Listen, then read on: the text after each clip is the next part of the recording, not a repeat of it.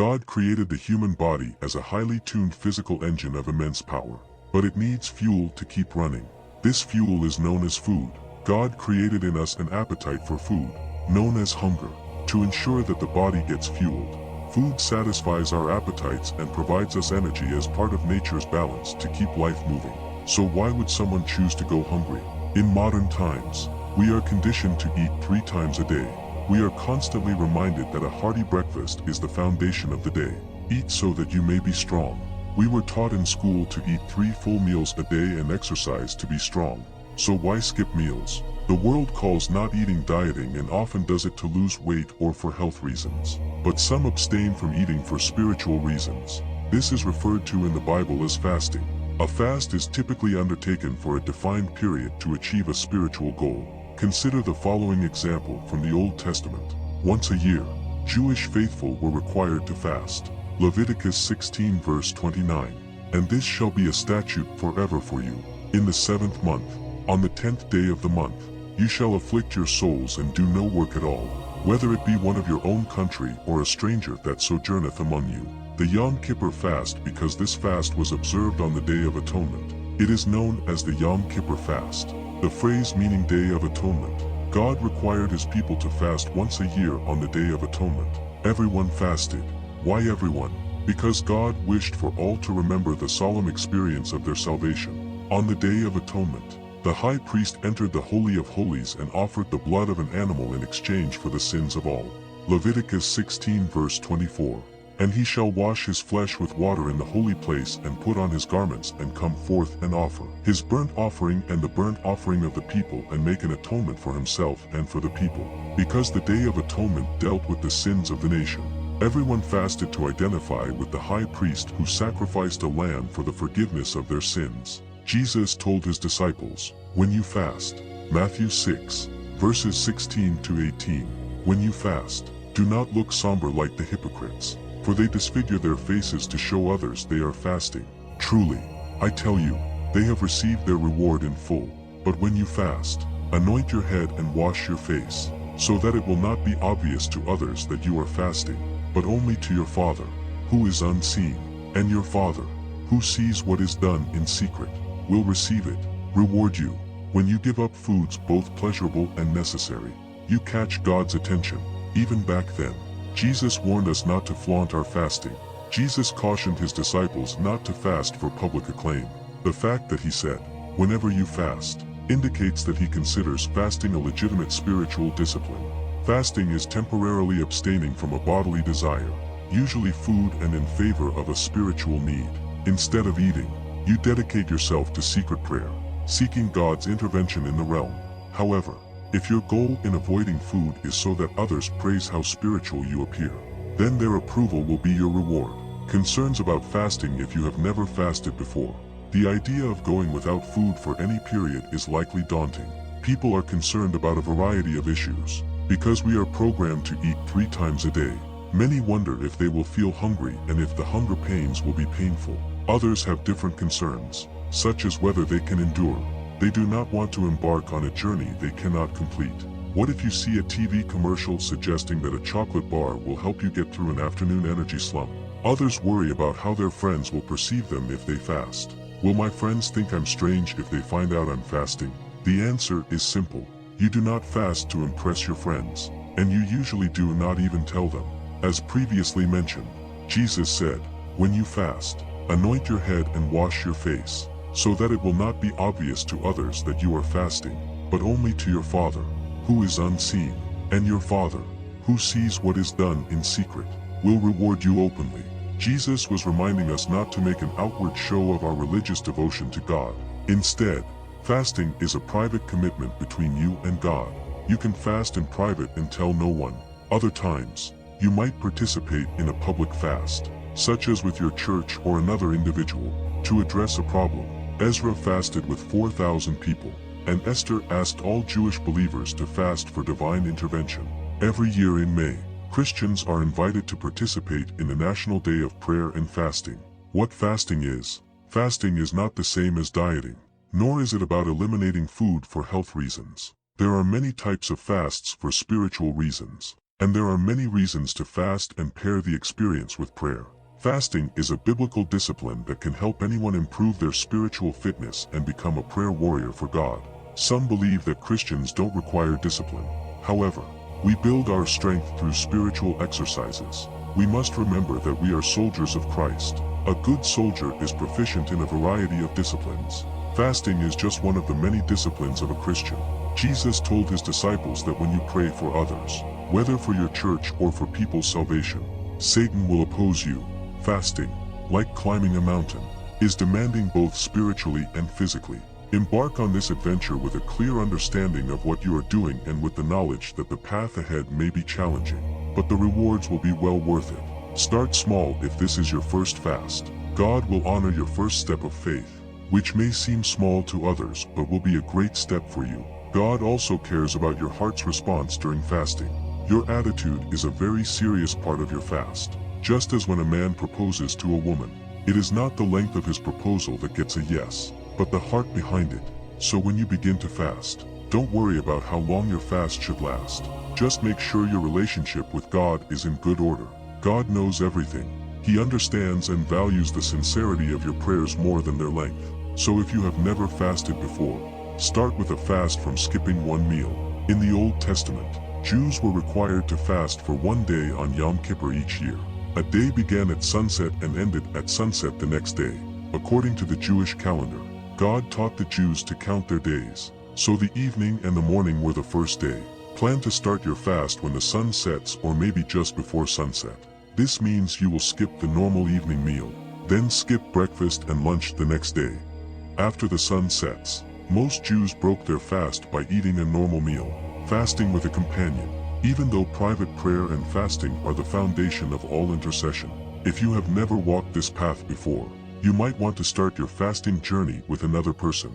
If you are fasting for a specific answer to prayer, invite someone to pray and fast with you.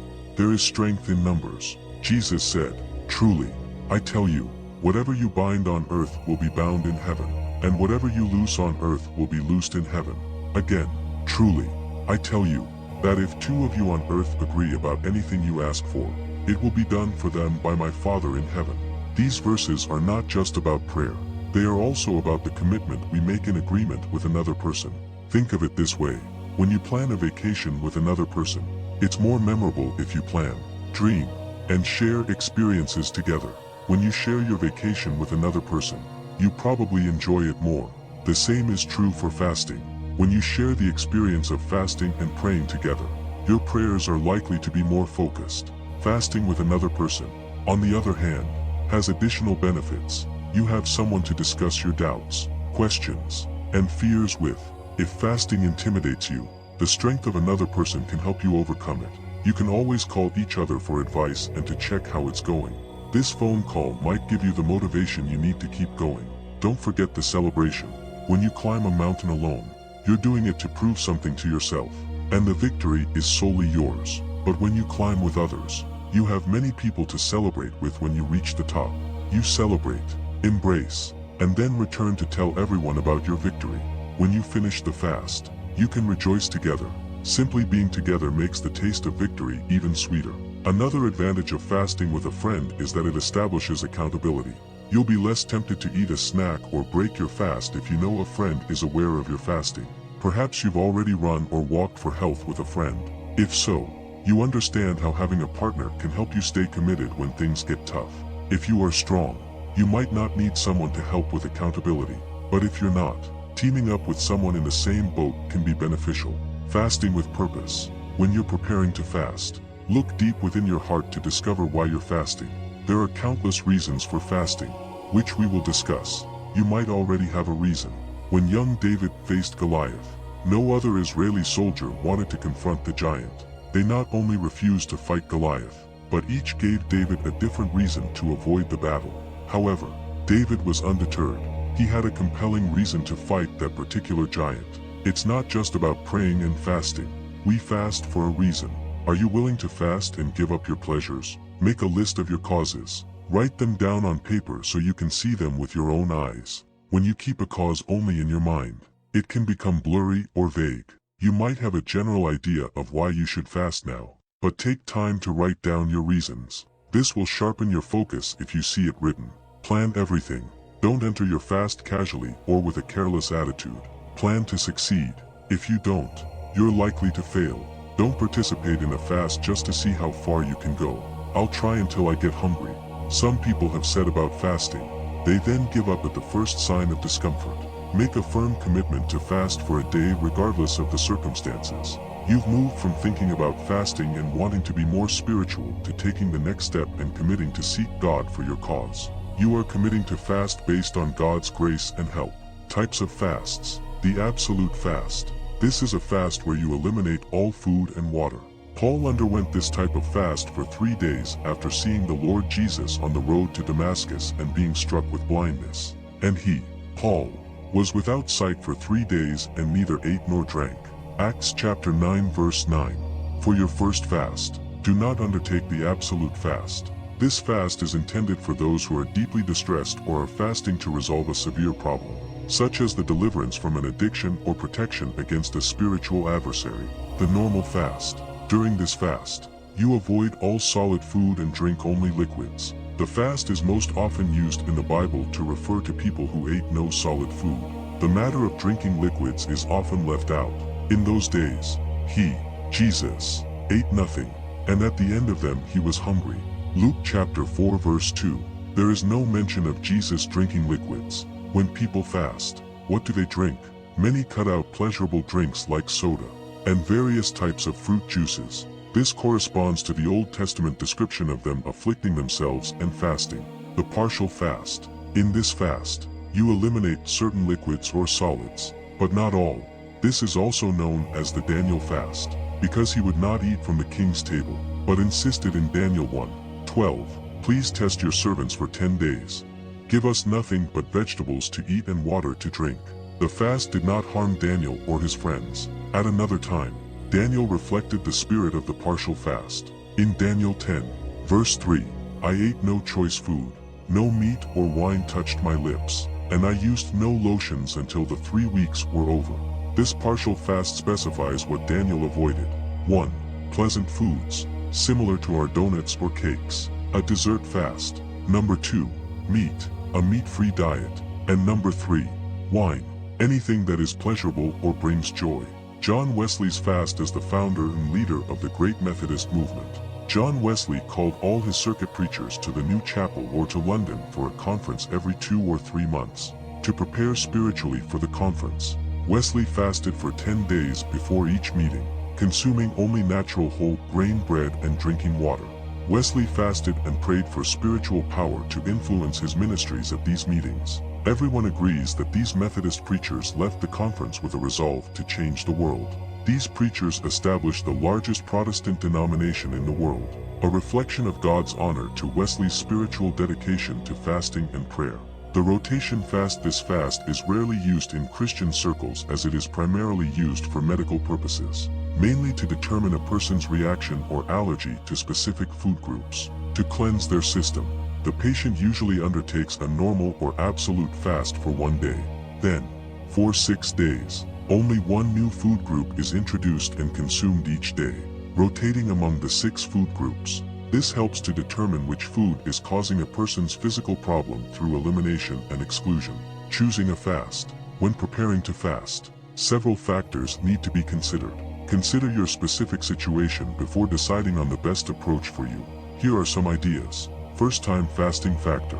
As mentioned earlier, if this is your first fast, I recommend starting with the 1-day Yom Kippur fast. If you wish to fast for a longer period of time to address a serious or ongoing issue, perhaps fasting 1 day a week for 3 weeks might be preferable to starting with a 3-day fast. Remember, if this is your first fast, you are embarking on an unfamiliar journey. You should proceed with caution as you are learning new skills and attitudes for both your body and soul. Your first fast should be a normal fast, where you eat nothing and only consume liquids for 1 day. This practice will help train your body to not react negatively if you later eliminate both food and liquid. Matching factor. You should try to match the reason for your fast to the type of fast. Choose a normal fast for a routine request. Choose a fast with more stringent requirements for a more serious problem. Comfort factor. You should feel at peace with both the duration and the type of fast. Obviously, when deciding what you will eliminate when praying, you should not doubt yourself, nor should you feel guilty for doing something wrong.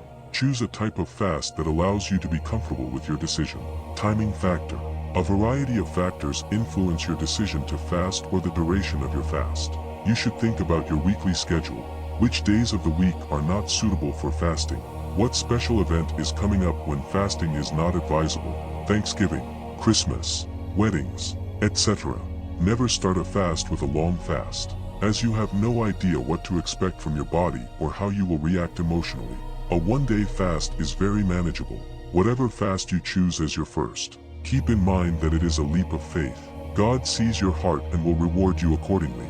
Prayer. May God grant us the wisdom to understand the spiritual purpose and benefits of fasting, reminding us that it is not the abstention from food alone that brings us closer to Him, but the sincerity of our heart and the pursuit of a deeper connection through prayer. May we fast not for visibility to the eyes of others, but for visibility to the heart of God, who sees in secret and rewards openly. We thank the Lord for the strength and discipline that fasting provides, teaching us to depend more on Him and less on ourselves. Amen. If this content was valuable to you, I ask for your support with your subscription so that you don't miss any of our upcoming videos. Together we can enlighten more minds and expand our understanding. Thank you for being here, and may God bless you.